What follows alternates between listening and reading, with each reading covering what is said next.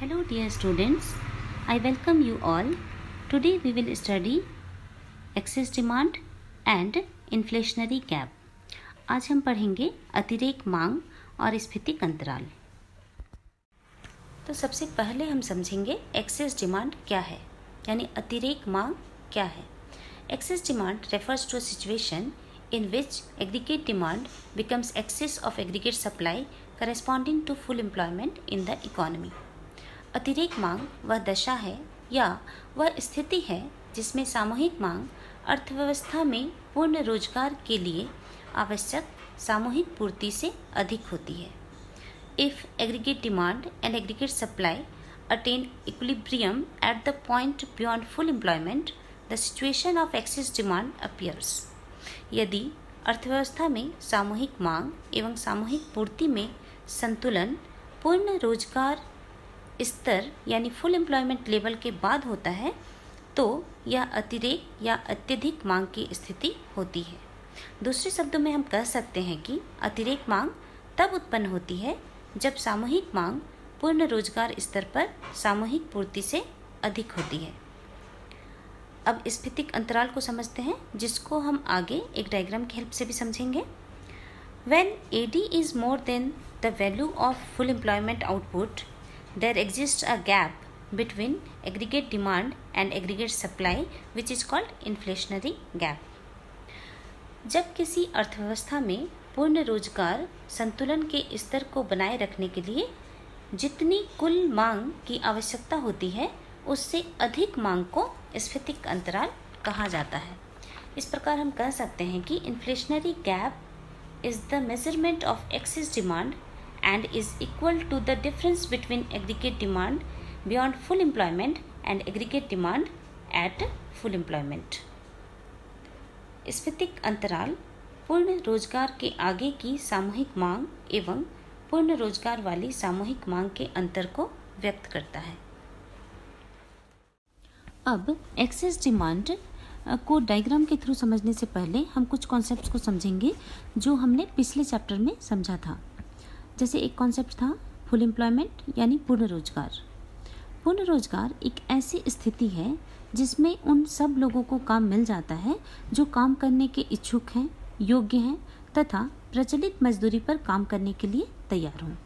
उन सबको काम मिल जाता है, वो सिचुएशन कहलाती है फुल एम्प्लॉयमेंट यानी पूर्ण रोजगार।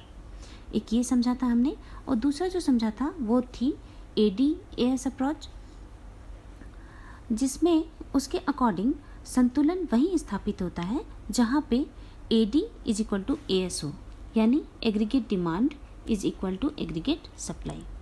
इस डायग्राम को देखते हैं, इसमें ऑरेंज लाइन जो है वो AS यानी एग्रीगेट सप्लाई को बताती है और ब्लू लाइन AD यानी एग्रीगेट डिमांड को बताती है, और दोनों C पॉइंट पे एक दूसरे को कट करती है, यानी C पॉइंट जो है वो है संतुलन बिंदु जहाँ AD is equal to AS है।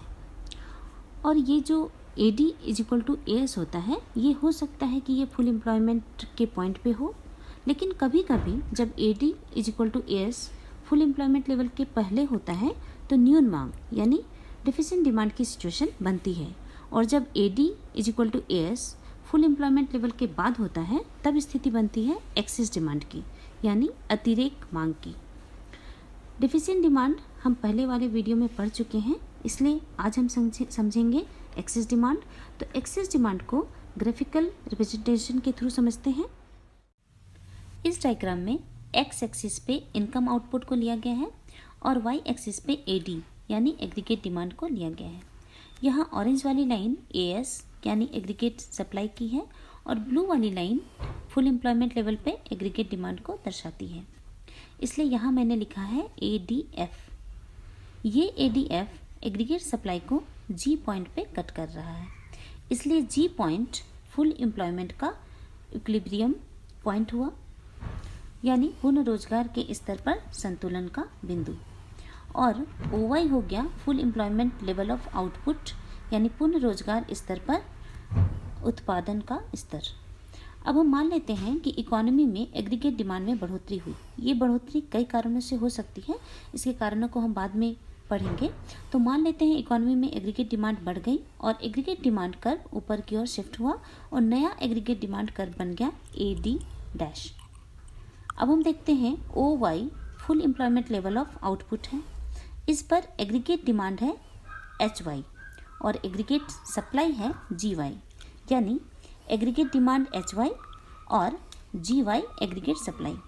तो डायग्राम को ध्यान से देखने से पता चलता है कि फुल एम्प्लॉयमेंट लेवल में एग्रीगेट डिमांड एग्रीगेट सप्लाई से ज़्यादा है, यानी HY ज़्यादा है GY से, यानी एग्रीगेट डिमांड ज़्यादा है एग्रीगेट सप्लाई से,